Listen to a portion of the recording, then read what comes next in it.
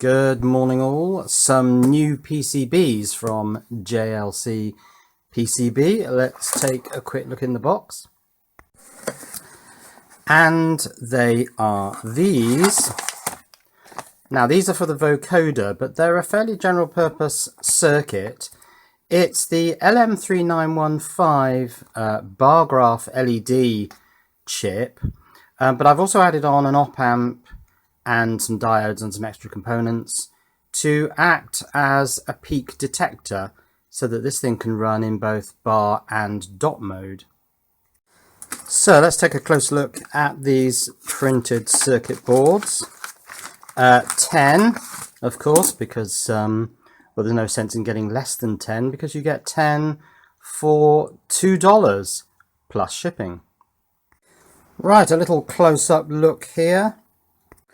And the first thing I notice is that I didn't replace the schematic numberings, D3, R5, for example, with the actual component values, which I do like to do because, well, this component is always going to be the value it is. So why have R5, which forces me to look it up on a lookup table?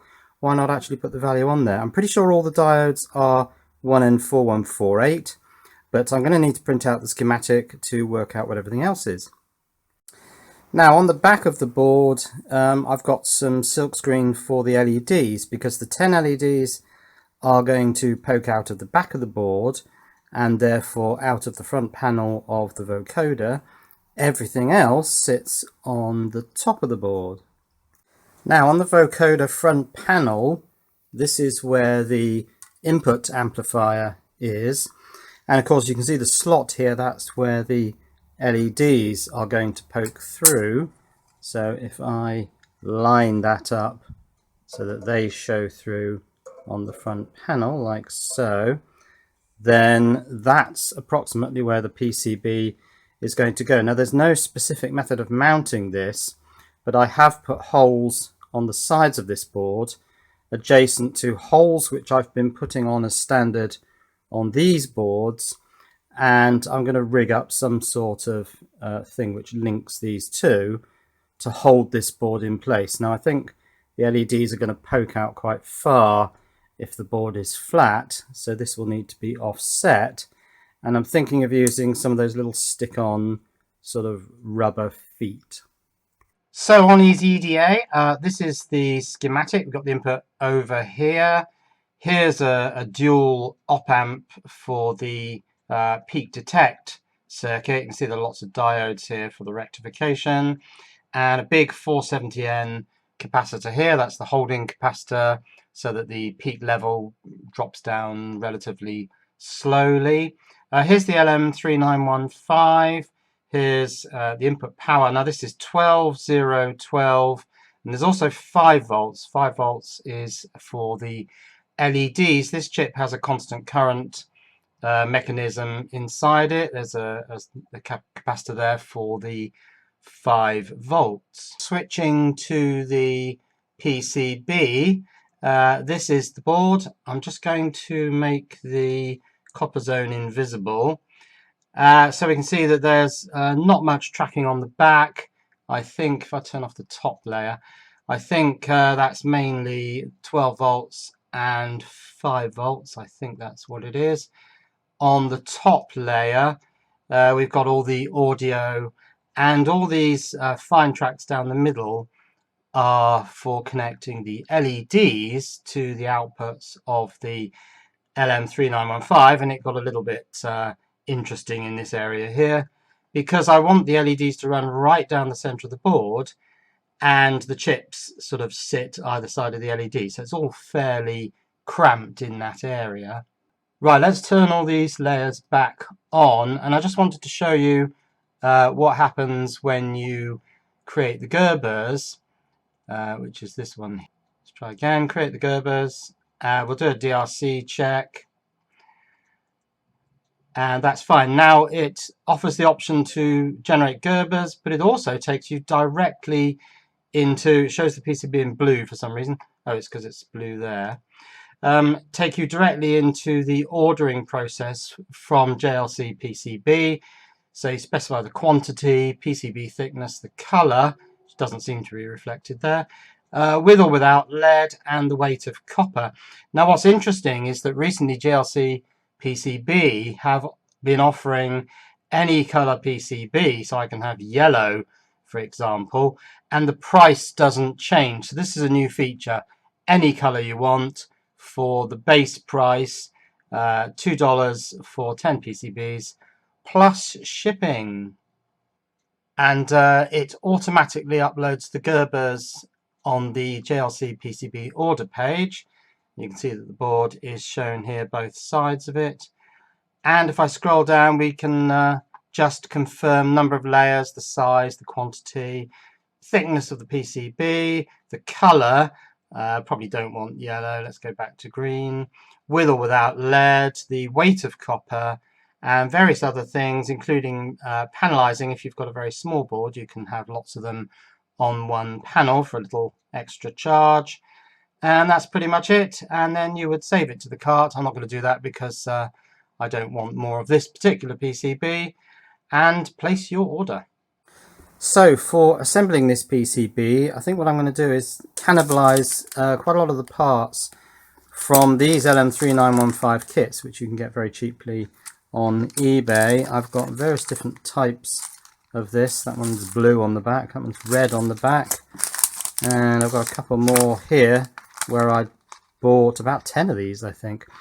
So I've got plenty of the red and yellow LEDs, and what's really been holding this video up for assembling this PCB were the green rectangular LEDs, but I've bought 100 of those, so I'm now ready to go. I think I've got all the bits. Now the original Vocoder ppm bar graph thing I think had 7 greens and 3 reds. These kits come with 2 reds and 8 yellows, so I think what I'm going to do is have 2 reds, 1 yellow and 7 greens. It's a sort of compromise between the original article and the sort of bits I've got here. I could have 3 reds, but I think I'd rather have 2 with a yellow, showing a sort of intermediate stage between the two. So let's get one of these kits open. Now it looks to me like from the track on here, there's a track running down the left side of these LEDs. There's an arrow there. It looks like these are all common on their anodes, and the cathodes go to the LM3915, and that chip pulls the cathodes down to ground to illuminate the LEDs. I'm just going to check that with the schematic. And yes, I can see from my schematic that they are in fact common on the anode side, and the cathodes all go to pins on the chip. So let's find the anode sides of the LEDs with a battery.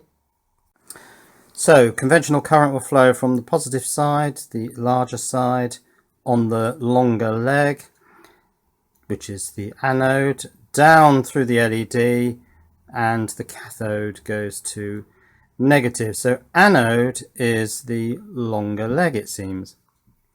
So I'll just put LEDs in here how I want them. So 2 reds, a yellow, and now some greens. Now I'm just wondering if there's a way I can hold all these in while I solder the legs on the other side, and I'm thinking lolly stick maybe. Well, it turns out having a few spare PCBs is actually quite useful, because I've just made up a little sandwich with all the LEDs in there, so I can solder them all in one go. So let's switch on the TS100 soldering iron. Now I've got a bit of a problem with the TS80. It seems even now there are still only 2 tips for it, and you can't get a small wedge. There's a chisel and there's a fine point tip. But for through-hole, I prefer this little wedge tip. So I'm going to use the TS100. The other thing is, tips for this are about $10, where tips for the TS80 seem to be about $20. Those are my findings so far. I'm a little bit close here, aren't I? So I'm kind of sticking with the TS100 because, well, the tips are cheaper. Now the other thing I wanted to do was compare my regular solder, which came from Rapid Electronics, with this Jinhu solder which I bought recently. So let's see if there's any difference. Let's start with the Jinhu solder and just see what this feels like. Wait till that's up to temperature, which it is now. Well, it feels okay. Yeah, I can't detect a problem with this at the moment. These LEDs are moving around ever so slightly. I suspect I will be able to bend them into position once I've done these solderings, so it should be alright. I think this Jinhu is alright.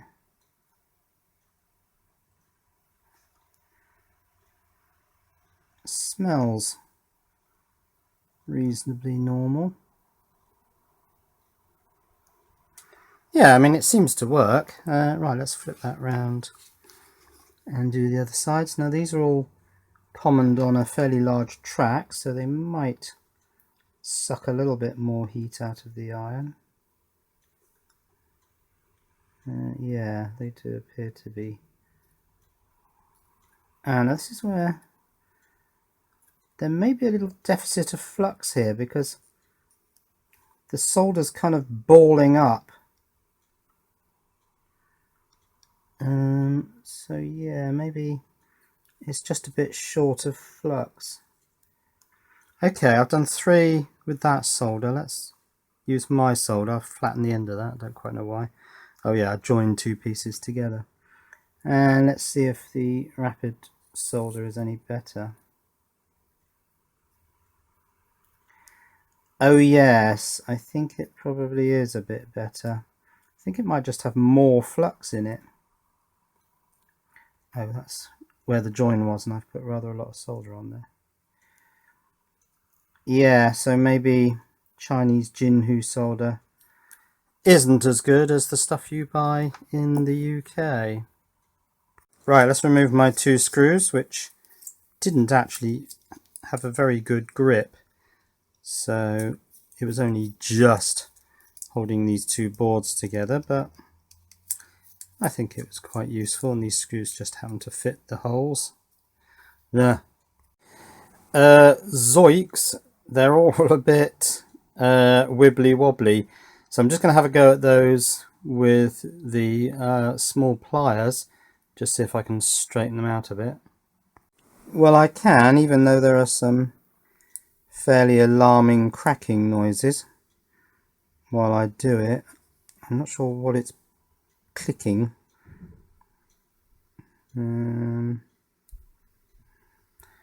But yes, I can get those evened out. Let's just straighten that one up. Okay, that looks pretty good. Now I should be able to test these by just running a battery down them like so. So let's see if I can do that. Yeah, red, red, yellow, and there are the greens. Just make sure they're all working. If I can get the thing to connect, it's not easy, but yeah, they seem to be all functioning. Good, that looks good.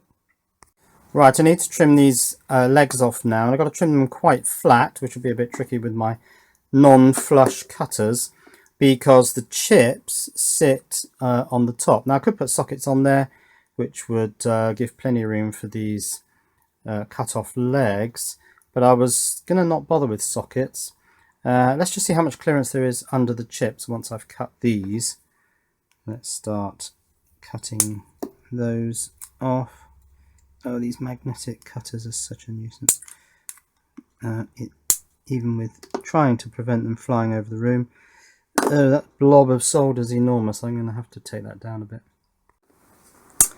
Take the rest of these off, and then I'll just offer up the LM3915 and see if it's got enough clearance under its body to take these little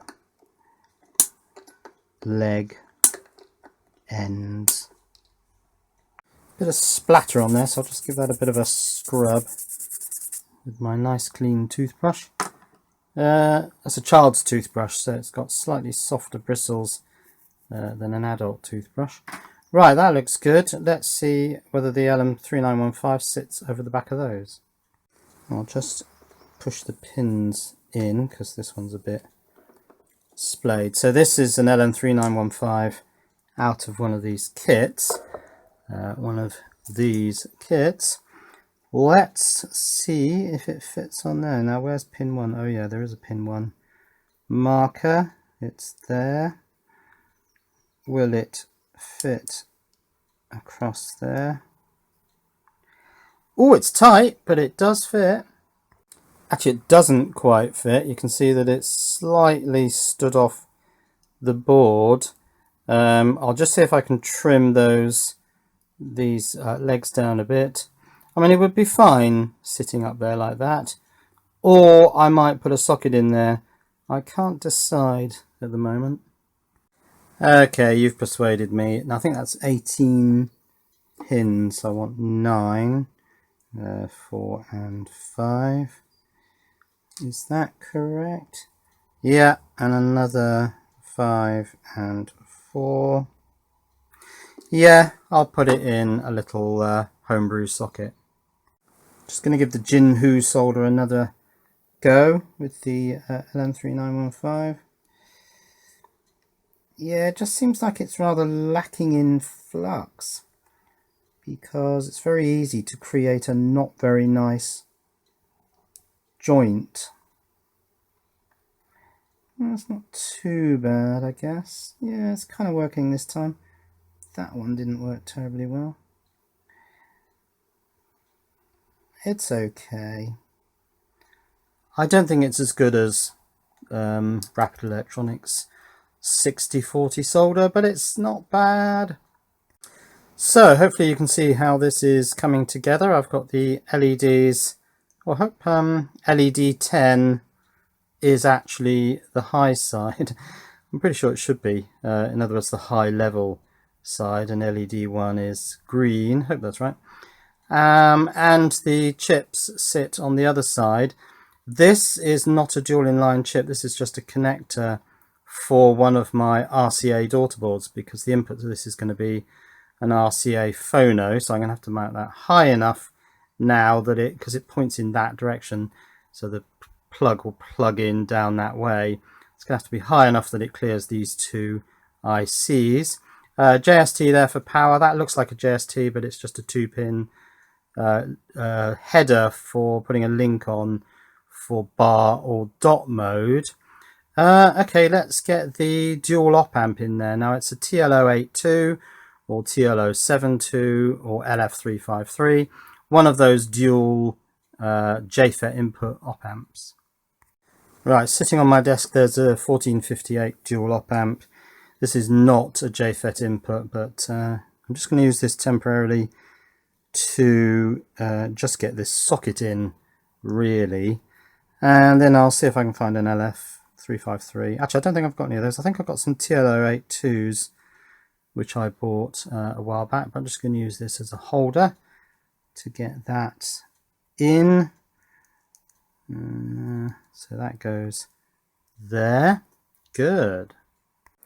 Just found a TL082, so that can go, oops, that can go in place of the non-JFET one. This is a JFET input op amp. That's what it specifies in the LM3915 data sheet.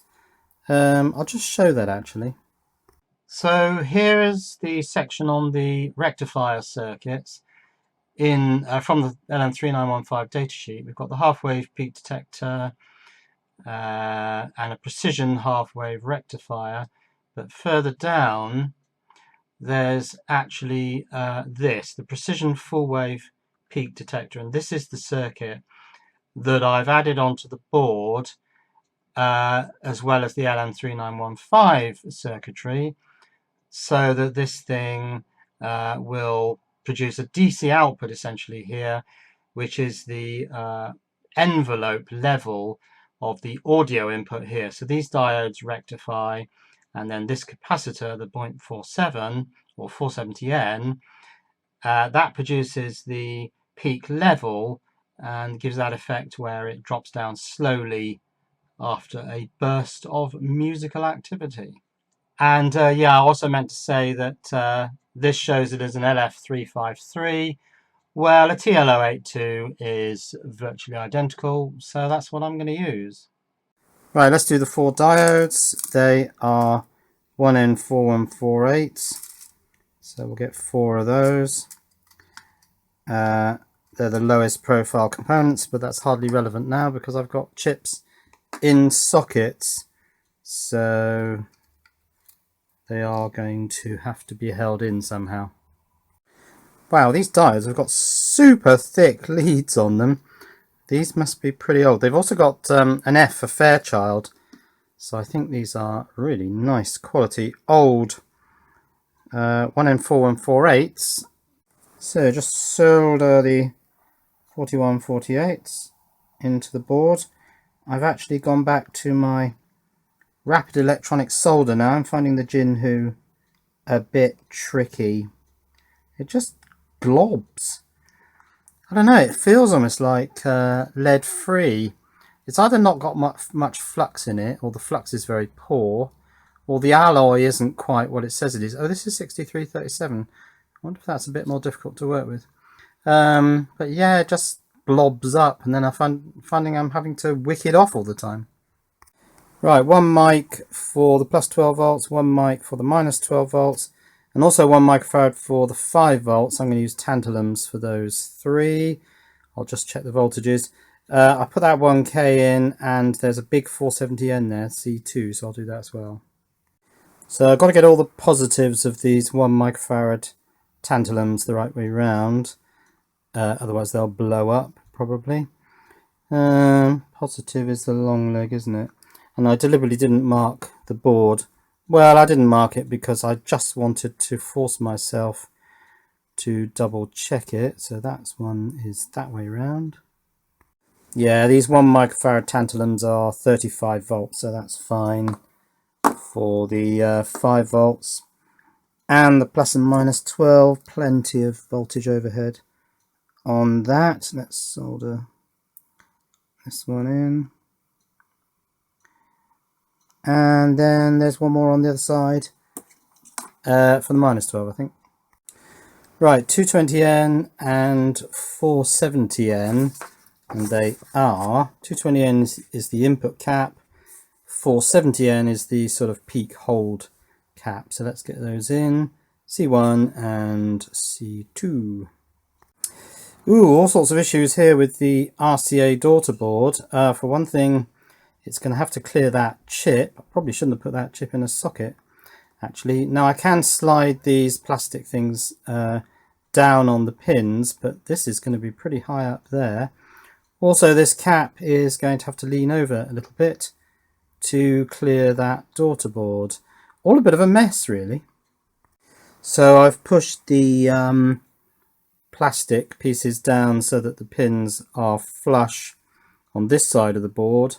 And if I have them approximately flush here as well, I can just clear the top of that chip with my daughter board for the RCA socket. That's a phono socket. That'll point that way, so the cable will plug in from the top and run up to the top of the board, the top being where the red LEDs are, and where the JST 4 pin is for plus 12, 0, minus 12, and plus 5 volts. Right, let's get all these resistors in. R1, 2, 3, 4, 5, 6 I've done, which was a 1K, 7 and 8. Most of these are 100K and 200K as per this diagram. We've got lots of 100Ks and 200Ks in the rectifier circuit.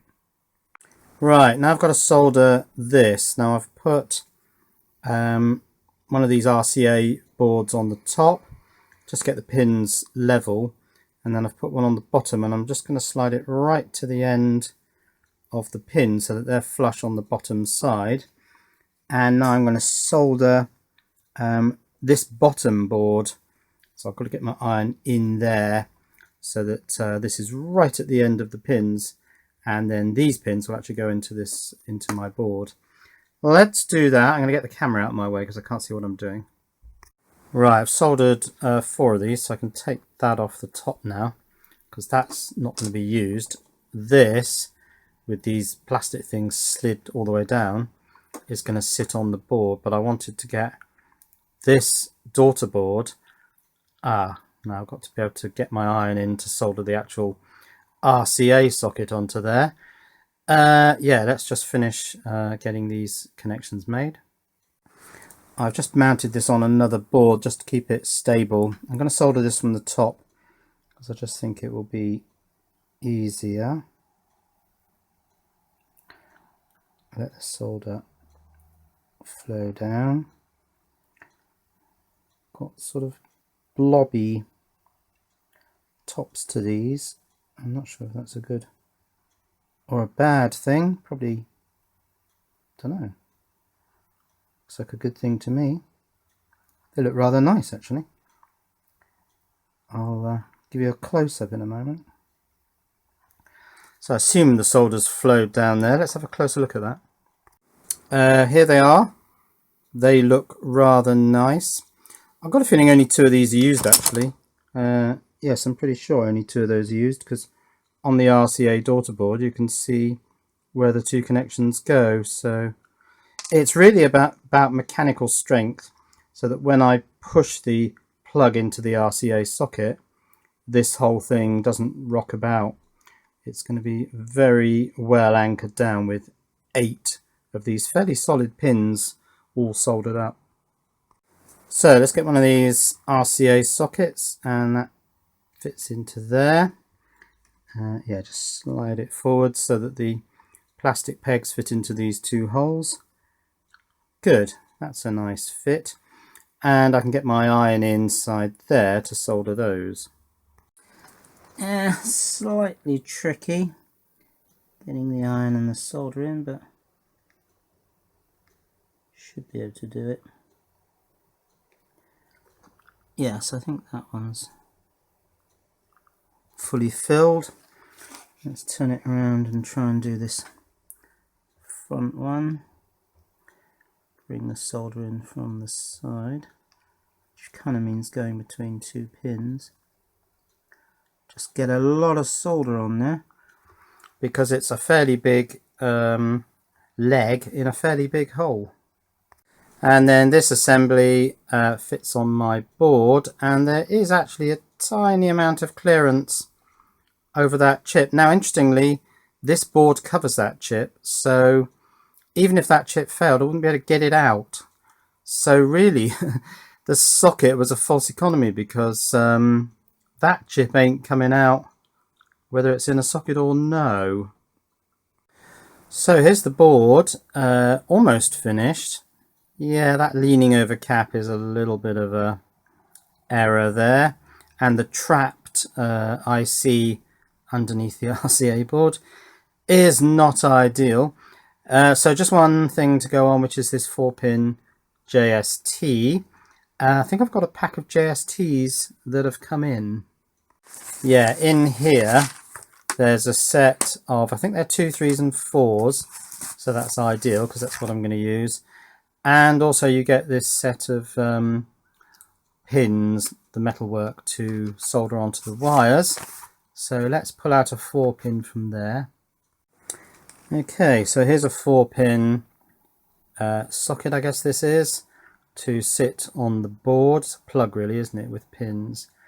So that can be soldered onto the board. I'm then going to need a 4-pin one of these, and I'll probably pull the wires by pressing on the little barbs, pull the wires out of a larger one of these.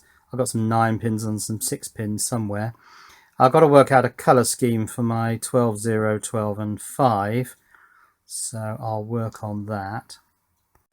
And yes, I've fallen at the last hurdle, because that massive 470, isn't it, 474, is just fouling against this socket ever so slightly, and I can't, it works if I turn it around, but of course then all the numbering goes out, so that's not allowed. So that's got to go that way round, but it's ever so slightly pushed outwards, and this is ever so slightly bent inwards. So yeah, 1 or 2 of the components on this board just don't quite fit, do they? I tried to make it compact, but it's, well, maybe a bit too compact. Now, with regard to it fitting on the front panel, well, it fits kind of like that. But as I say, there's no mounting for this.